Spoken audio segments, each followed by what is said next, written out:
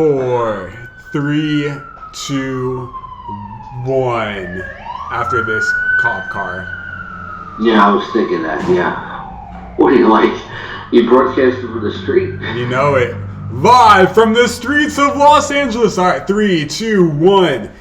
It's the Win Daily DFS podcast. I'm your host, Muntradamus, and we are joined once again by the king himself, Scott Engel. Yeah, good afternoon / evening, Muntradamus. Yeah, we got a Wednesday, May 8th. We're glad we have the king in our corner, and he will help us whipping around the infield. 2, 1.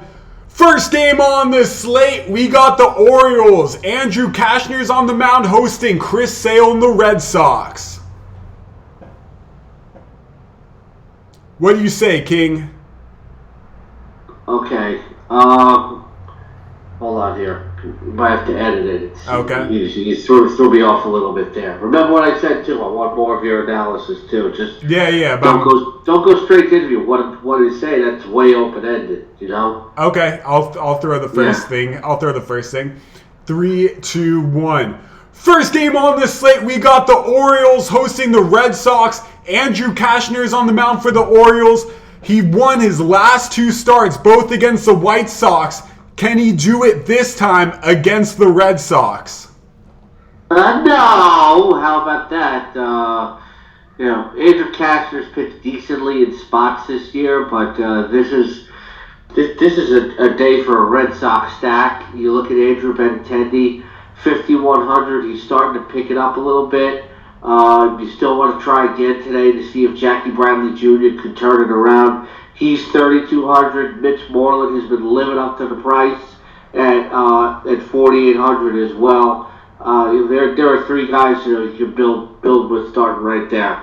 I like that you're staying on that Jackie Bradley Jr. bandwagon. This could be the week he bounces back. I agree with you. That is a good matchup. Let's look on the other side of that matchup. We got Chris Sale on the mound.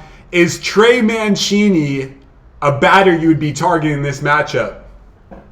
Wait a minute. Who's Trey Mancini? I think it means Trey Mancini, but Mancini got off to a hot start, but he's not worth the 4,900 right now, I don't think. But Mancini's like one of the decent hitters in a seasonal league. You maybe want to roster from the Orioles, although Dwight Smith Jr. is turning out to be the true star of this team. But I'm going to stay off of Mancini. He's streaky, and he's started to cool off. So I'm gonna leave him alone for today. He's cold. Sale has started to turn things around a little bit. Well, actually, he got off to a bad start, but he's riding the ship. So I don't know if I wanted the Orioles against Chris Sale. I just can't see it. Let's focus more on Chris Sale right here. Now, is he a pitcher that you would be rostering on Daily Fantasy, FANDUEL, and DRAFTKINGS for Wednesday? Yeah, why not? I mean, he's facing the Orioles. He's 9,900 on DraftKings. You gotta spend up for him, but that's kind of an obvious question. But I guess it really depends on price, and when we get to the rest of the slate, with Mancini, back to him, he's hitting just 133 with no RBIs in the last week. So not somebody that you want right now, but Sale, I know this is an intimidating ballpark, but I really don't think that matters in the case of Chris Sale. It really just depends, who we weigh him against price-wise. Okay, so the king says go with Chris Sale. And with that, we're going to sail to... Why would you not say go with Chris Sale? Oh, I agree with you. I agree. Facing Babe Ruth or something? Why would we say no? Well, I'll tell you why not. I mean, his ERA is currently 5.25 on the season. But I'm with you. I can see him bouncing back, getting that good rhythm. 1-5 record, but maybe he turns that to 2-5. It's a matchup where if you draft him in season-long leagues, this is kind of why you drafted him for these matchups against Baltimore. But with last time out against the White Sox, he did what he was supposed to do. his last 3 starts have really been more Chris Sale. They've been against bad opponents, 2 of them. But he's had some bad starts. He's had 2 bad starts this year. Well, actually 4 bad starts this year. But the last 3 have been more promising. Maybe I shouldn't have jumped all over you. But I feel like the Orioles are just like a cake opponent. Oh, you're good, King. You're good. And with that, we're going to sail over to Toronto, where Kyle Gibson is on the mound against Trent Thornton. And my first question for you, King, is are you going to stack the heart of that Jorge Polanco, Eddie Rosario, Nelson Cruz part of Twin lineup? Yeah, definitely going for a stack here. I mean, Thornton, that first 2 starts were really good. And, since then, you have Polanco for 4,300. Jason Castro can save you some money if he's in the lineup at 3,500.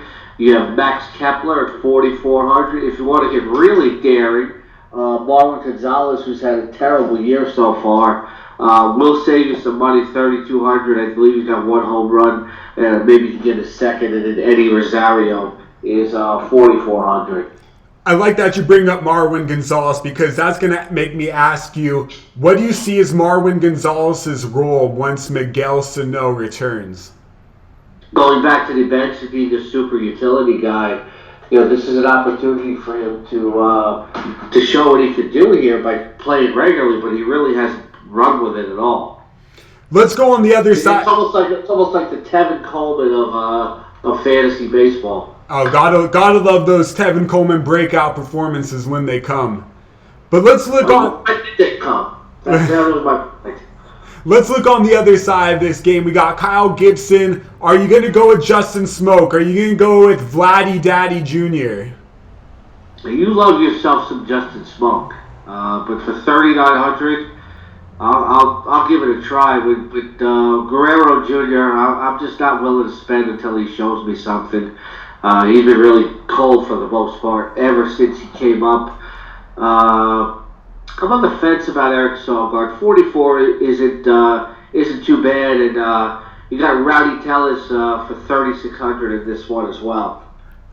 I don't know. Sogard does not get me excited. I know he's off to a nice little start this season, but over the course of his career, he has shown us that maybe he can hit 10 home runs in a year, but more likely 6 or 7. I believe he's already halfway at that mark already, and he could continue to push it. So still, this matchup against Kyle Gibson, I'm not going to touch anyone in Toronto, but I also don't like Gibson either. Just because of that, I don't like the elements there. I feel like one bad inning could really ruin his start, and that's happened to him too often this season.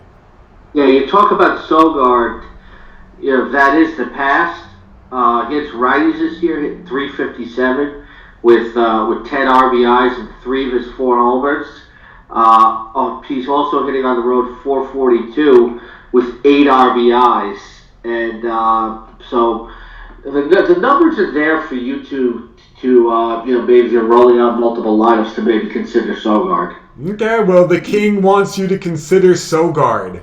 With that, yes, you got one more point. I don't want to completely write him off. It sounds like you're completely writing him off, and I may not agree with that. I would completely write him off, so that is where we differ on that. But with that, let's go to Detroit. We got a pair of lefties on the mound, Matthew Boyd, Tyler Skaggs. I'm going to ask you right off the bat. We got Albert Pujols, Miguel Cabrera, maybe the best players of the year 2000 plus. Are they going to do something in this matchup? They were the best players of 10 years ago. The guy I want is Matthew Boyd. He's been terrific, and this is easy matchup for him. $9,300 on DraftKings. He's certainly going to be worth it. Tyler Skaggs has also pitched well at times when healthy. So there's not a lot to like here. I think the pitching is what I'm really going to go for. Skaggs is 9,400, but against the Tigers, I could see it, but I can't see him getting the win. I could certainly see Matthew Boyd pulling off another victory here. Because you didn't mention this player, I'll ask you now instead of a beast or bust, but what about Mike Trout? He's facing a lefty. Do you roster him? Usually the knee jerk thing is to roster Trout when he's going against a pitcher that he could hit really well against. Actually, what the rule is, what I'm trying to say is, if Mike Trout's going against a below average pitcher, he's somebody you have to use. But that's not the case here. Matthew Boyd has really turned into a great pitcher this year. So far, just a 0.99 WHIP and 3.05 ERA, and the strikeouts are really coming in bunches. 44 30 innings pitched, 57 strikeouts. So this is not going to be easy. He's got a 2.70 home ERA. Does pitch better in day games than night games, but I don't know how much of an effect it's actually going to have here. Lefties are hitting 179 against him. They've yet to homer. Only 2 homers against him overall, so no on Trout. All right, that is the very most detailed response you get on why you're passing on Trout. With that, let's go to Chicago, where Kyle Hendricks is on the mound against Jose Urena. I know you're a big believer in Javi Baez. I know you're pushing him. Are you going to push him in this start? What do you see happening in this game? Yeah, I'd love to stack against Jose Urena, especially here in Chicago. If it was in Miami, maybe a little bit less. There's a bunch of guys you can use here. Jason Hayward's 4,400. Anthony Rizzo's 5,100. Kyle Schwarber save you a little bit of money at 5,600, at 3,600 as well. You won't get the lefty-righty split with Baez for 5,400. These are DraftKings prices I'm using, but does it really matter? It's Jose Urena, and Jose Urena is Caleb Smith is Jose Urena is maybe the third best pitcher on the Marlins staff right now, and if he's not better than Sandy Alcantara, who's really been struggling, that says a lot. 1-5 with a 5.545 ERA and a 154 WHIP. Targeting Jose Urena is something that I'm certainly going to do. He's actually a little bit better in away games than he is in home games, but I don't think it matters. Yeah, I'm with you. I believe that environment at Wrigley Field is going to be too much for the young Urena. He's going to start walking batters. He's going to have those bad innings. It's going to start to add up. I'm with you. But now let's look at the Cubs pitcher, Kyle Hendricks. Is he someone that you would consider in daily fantasy for Wednesday, May 8th? Look, anytime that somebody's facing the Marlins and their offense, you have to go with it. So you got to take a chance with Kyle Hendricks here, especially on DraftKings as your second pitcher. That was his seventh. You can't use that many pitchers. It'd be a unique DFS fantasy game. But 2-4 with a 3.393 ERA and a 143 WHIP overall. But he's been turning it around recently, and he's really good at home. If he's had any problems this year, it's been on the road. He's been 8.76 ERA away, but only a 0.86 ERA at home. So, he's at home today. So, I would say go with Kyle Hendricks. Only cost you $7,500. Now, let's ask this. For your final DFS roster at this point, if you could pick one starting pitcher, would it be Chris Sale or Kyle Hendricks? Well, they're two different price ranges.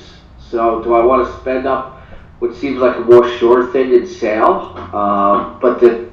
Is it really more of a sure thing?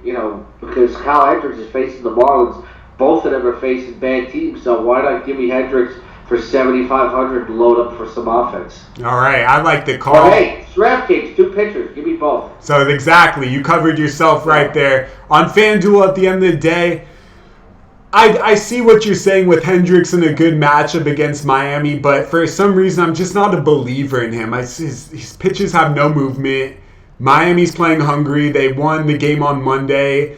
They feel like they can beat this Cubs team, and I'm not sold on Hendricks, but maybe we'll find another pitcher. And with that, let's travel to Houston, where Brad... Nobody's playing hungry. They're starving. They're starving. They're starving for the W's. Let's go to Houston. Brad Peacock is on the mound. His ERAs explode to 5.28. Are you looking at any Royals batters in this matchup?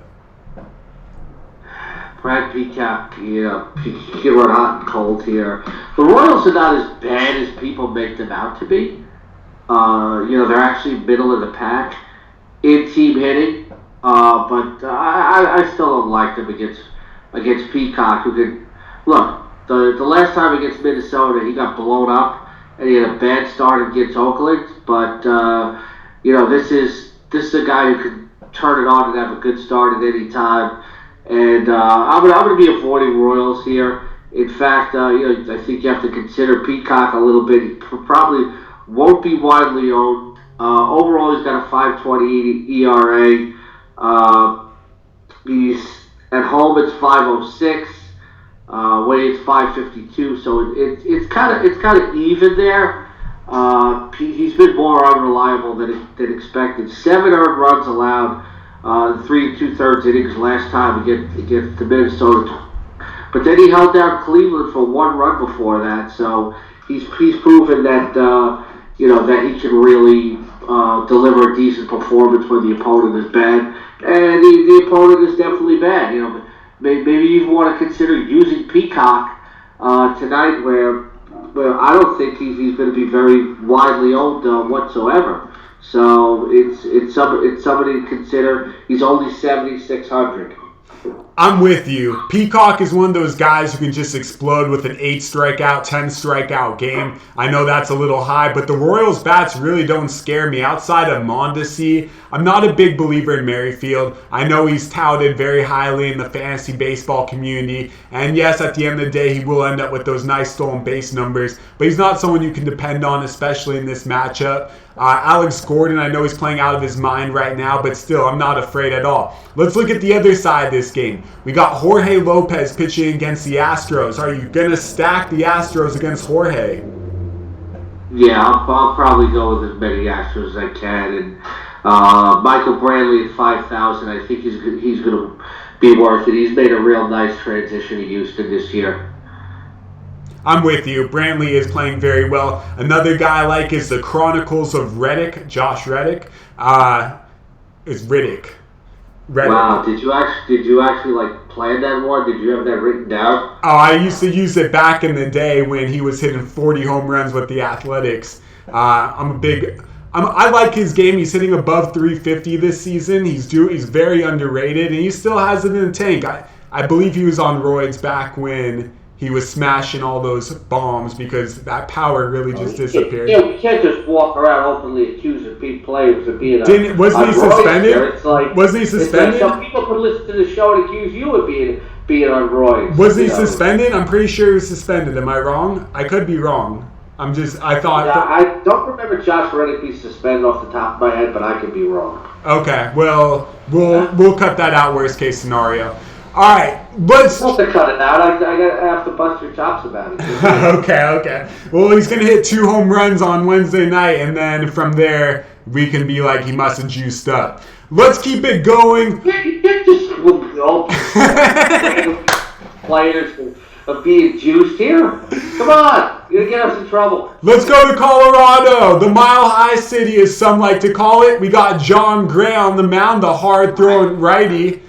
Is he going to get his fastball past that Giants lineup? Pablo Sandoval's hot. Brandon Belt's having an okay season. What about Brandon Crawford? Did he find his swing?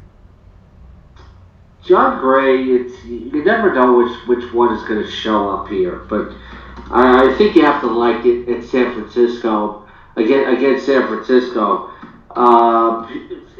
Coors Field doesn't seem as fearsome as it does in the past. We've seen guys... pitch well here. John Gray knows that this is his home park. His ERA at home this year is actually better than on the road. He's got a 3.75 ERA at home.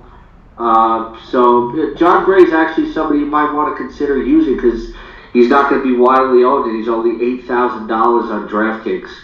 Something that I learned from Mark about why Coors Field hasn't been, Mark Parquette, our weather guru at Win Daily DFS, is the reason why Coors Field hasn't been the home run city that we know is because the weather has still been pretty chilly. He said once we get to above 70 degrees, 60 degrees, that's when we'll start to get the home runs going. Right now, it's going to be 44 degrees at game time. But I'm with you. I don't trust John Gray. It's still Coors Field. I'm scared. But what about Derek Holland? I'm not scared. I didn't You're not scared? Hey, you may want to take a shot. Use John Gray in the tournament against the Giants. All right. Well, the King is not scared of John Gray. I know if you go with Gray, he'll be very, very little owned in all tournaments. But let's look at the other side. Derek Holland, the semi-hard throwing lefty after all the arm surgeries, is going up against Trevor Story, Nolan Arenado, Ian Desmond. Any of those guys get you excited? I think I might use a few of them. Ian Desmond's only $3,900, so maybe that'll give me an opportunity to save some money. Garrett Hampson's $3,600, but I don't think I'd use him as a punt play. You're gonna have to pay for some of the Rockies here. They're pretty darn expensive. Yeah, I'm willing to pay up though. To be honest, I know the elements aren't saying a big home run game, but I'm willing to pay up for that team. Derek Holland, he can give up the long ball. His ERA is off the chain right now. It's 5.34. That's demoted to minor league status right there. Am I wrong? No, you're not wrong. I mean, Trevor Story's $5,500, Nolan Arenado's $5,600. But try to get both of them in, you're struggling with the rest of your lineup. You got to pick one or the other. And I'd probably lean towards Story because it's a better shot of a stolen base. Okay, interesting. The stolen base off the lefty call right there. I like that. With that, we're going to head to the night slate. We got Oakland, Cincinnati.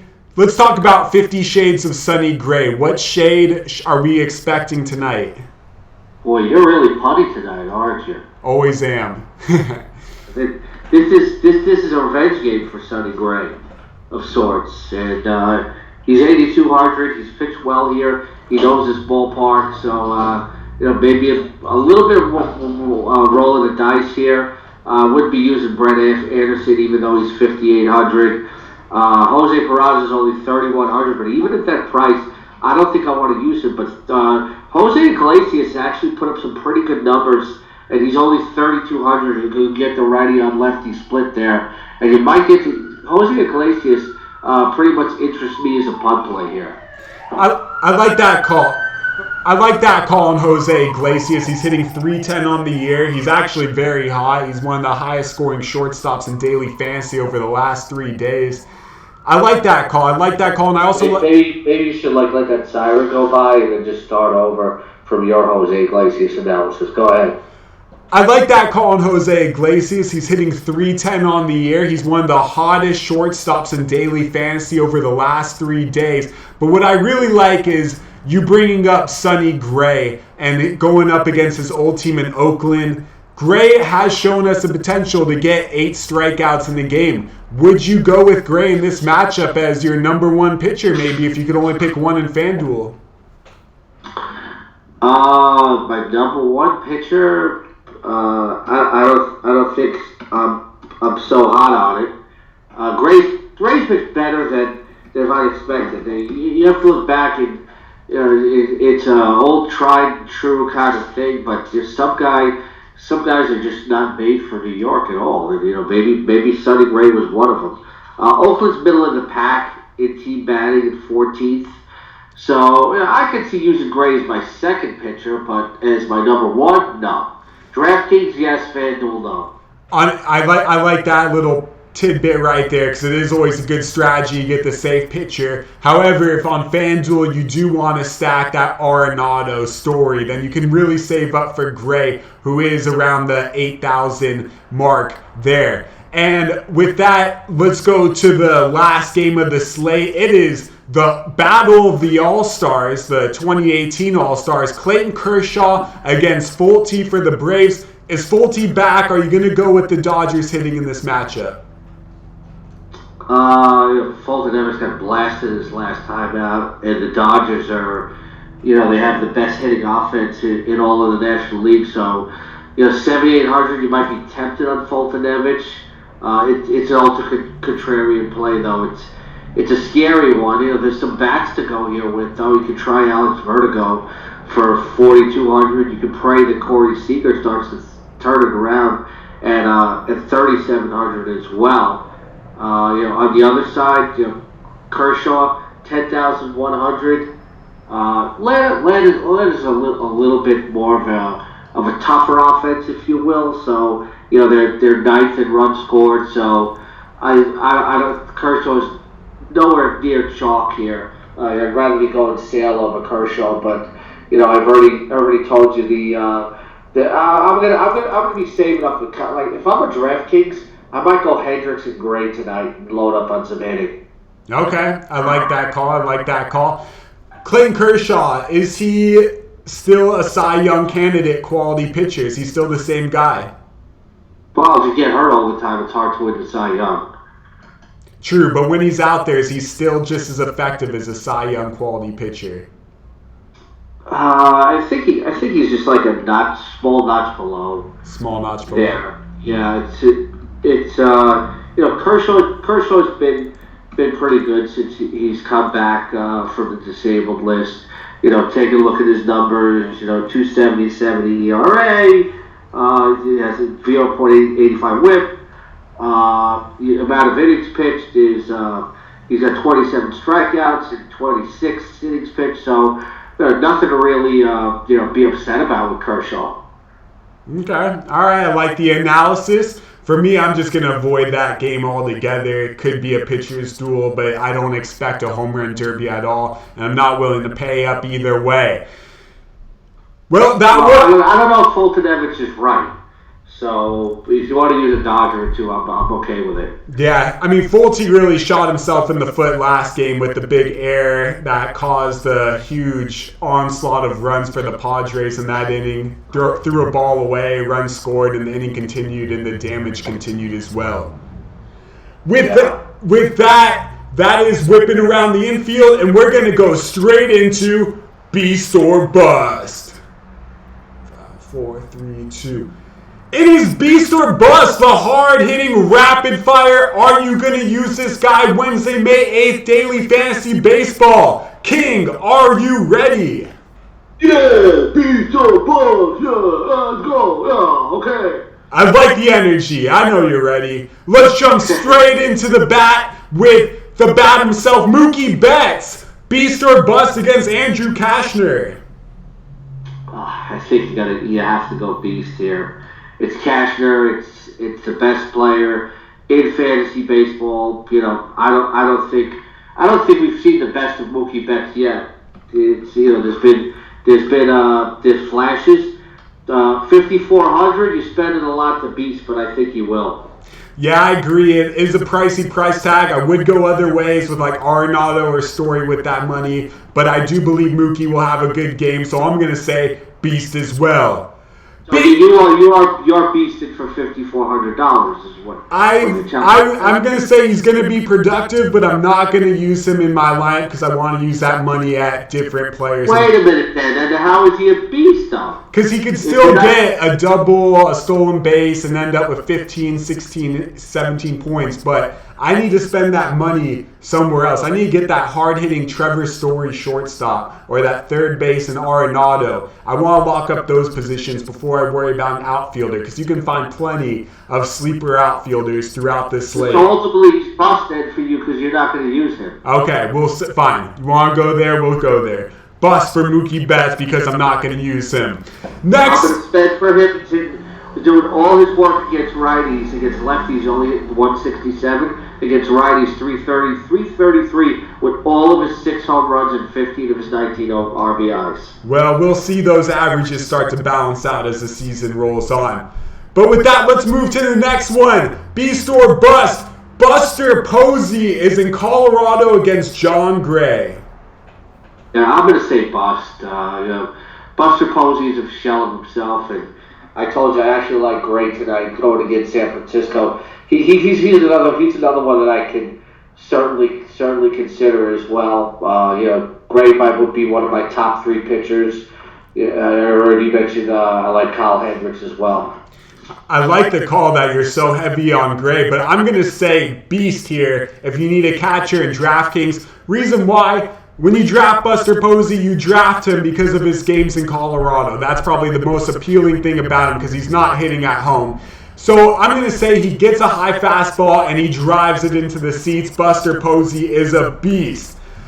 Beast or bust, the third baseman for the Cincinnati Reds, Eugenio Suarez. He was an all-star last year. This year, not so much. He's facing Brett Anderson. What do you see?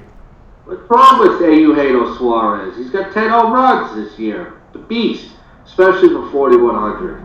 Beast it is, and I'll agree with that. Let's move it forward. We're going with another shortstop, not Trevor Story, but Javier Baez, your boy, against Jose Urena.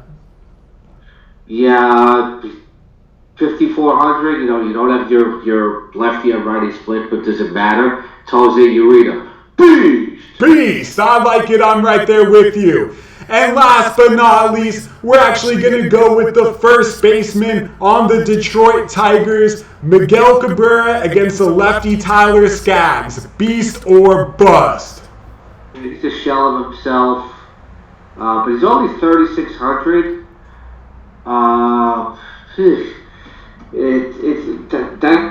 That's probably the toughest one that you've thrown at me so far. Like I said, Skaggs actually pitches pretty well when he's healthy, and he's going to be healthy for tonight's start. Last time out, he was pretty good. But you know what? I'm gonna say beast because Miguel Cabrera has done his better work against lefties this year. Limited sample size of 16 at bats, but he's hitting 438 here. And when you consider how much money that you could save with Miguel Cabrera, it's just 3,600. I'm gonna say boost. I'm right there with you. I'm gonna say beast for the legend himself. Well, I'm Muntradamus. I was joined by Scott Engel. You can follow Scott at Twitter at Scott E. the King. Scott, thank you for joining us today. Thank you for having me again next week. Our pleasure. Our pleasure. Okay, and then I'll finish it all off post editing. Perfect. Okay. Thank you so much, Scott. I think that went really, really well. I loved it. By the way, Jason said yesterday was the best podcast of the year so far. Awesome, and I think this one's better for sure. Okay. All right, Scott. Talk to you soon. Have a good time in the game tonight. I will. Go. Well, I'm actually rooting for Luke Jackson to get a save because I just picked him up in the league. So go Braves, I guess. Okay. Okay. All right, good top watch out. Yeah, talk to you soon, Scott. Okay, bye. Bye.